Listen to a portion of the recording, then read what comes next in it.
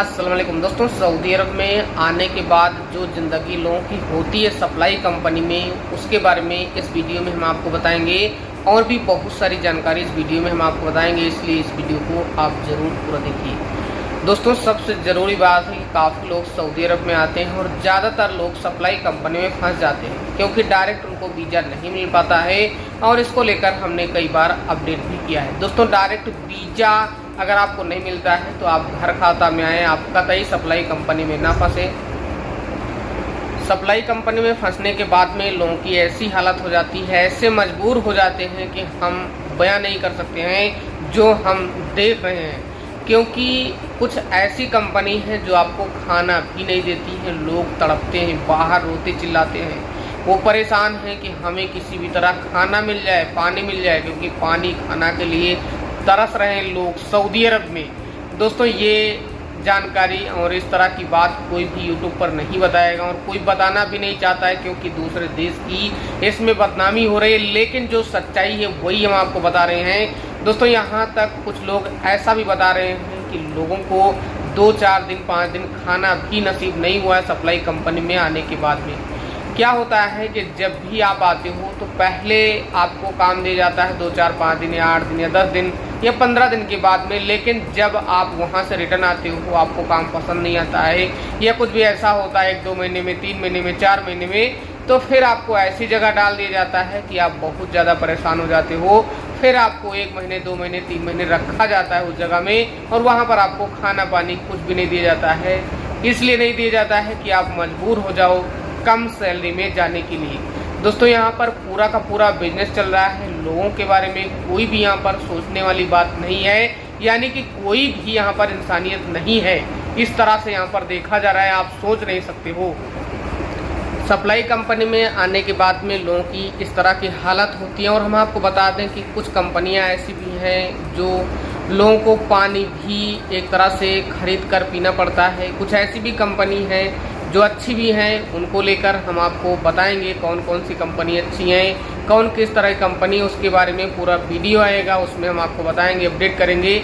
लेकिन यहाँ पर हम और भी इसके बारे में डिटेल जानते हैं। तो यहाँ पर अगर आप एक बार काम छोड़कर चले आते हो तो आपको फिर 1-2 महीने, 3 महीने काम नहीं दिया जाता है। जितना आप कमा कर लेकर आए हो 1-2 महीने में, वो सैलरी तो दी जाएगी, लेकिन आप बैठकर पूरा खा लोगे।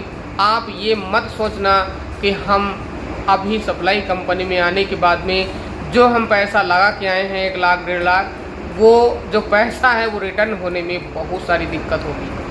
अब ये जो वीडियो है ये हमारा एजेंट भी देख रहा है और बहुत सारे लोग देख रहे हैं, और हमारी रिक्वेस्ट है कि ज़्यादा से ज़्यादा लोगों तक जानकारी पहुँचे, लोगों को पता चले कि सप्लाई कंपनी में क्या हालत होती है। दोस्तों, बड़ी कंपनी है तब तो कम समस्या होती है, लेकिन छोटी कंपनी तो वहाँ पर बहुत सारी समस्या होती है।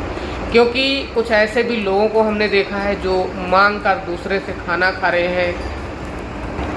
सप्लाई कंपनी की इतनी हालत ख़राब है कि कुछ बोला नहीं जा सकता है, कुछ कहा नहीं जा सकता है। दोस्तों, इसके बारे में हम जितना कम बोले हैं, जितना ज़्यादा बोलें, क्या बोलें, कुछ बोलने को रहा ही नहीं है।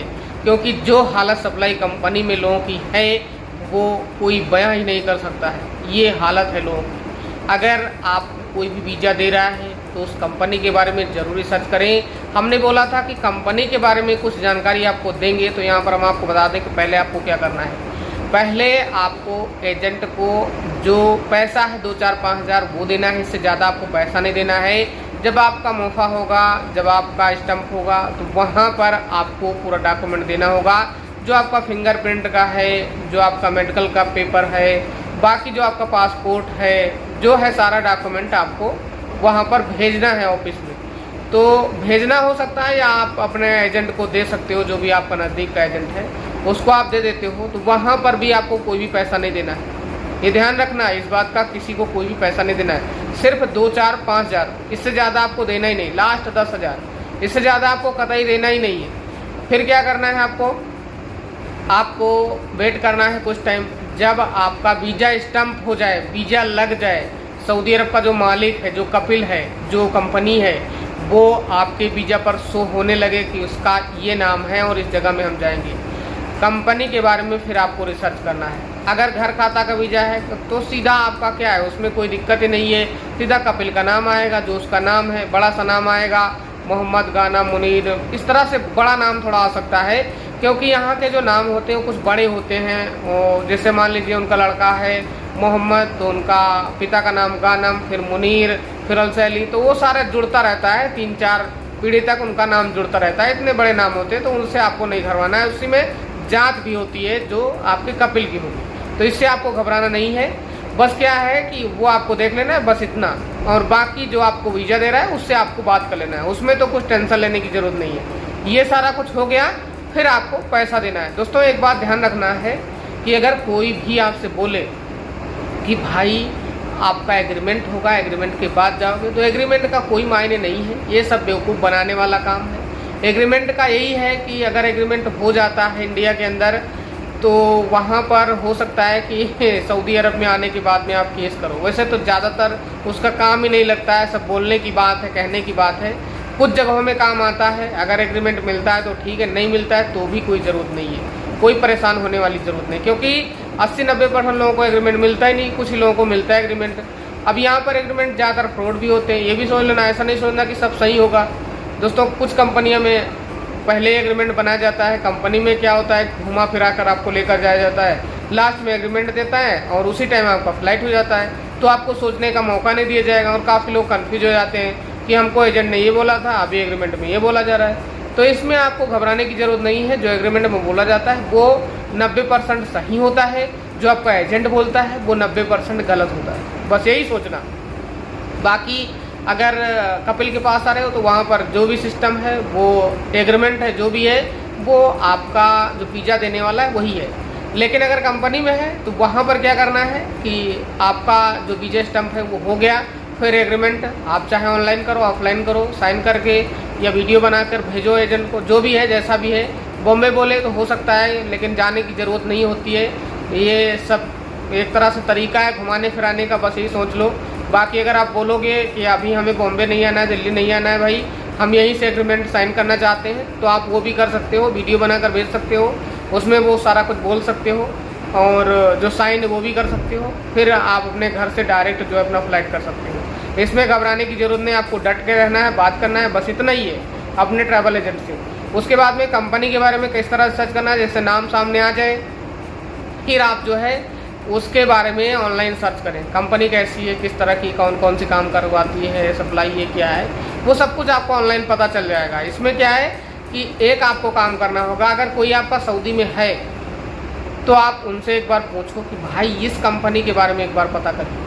अगर उसको पता नहीं चलता है तो हम एक और तरीका बताते हैं कि अगर कोई सऊदी अरब के अंदर आपका है, उससे बोलो कि आप नज़दीक में कोई कंपनी बड़ी है, उसमें बात करो कि सप्लाई कंपनी वाले यहाँ पर काम करते हैं, बड़ी कंपनी, जो भी बड़ी कंपनी, बहुत सारी कंपनी, अगर सप्लाई वाला कोई काम करता है तो वो आपको बताएंगे ये कंपनी किस तरह की है।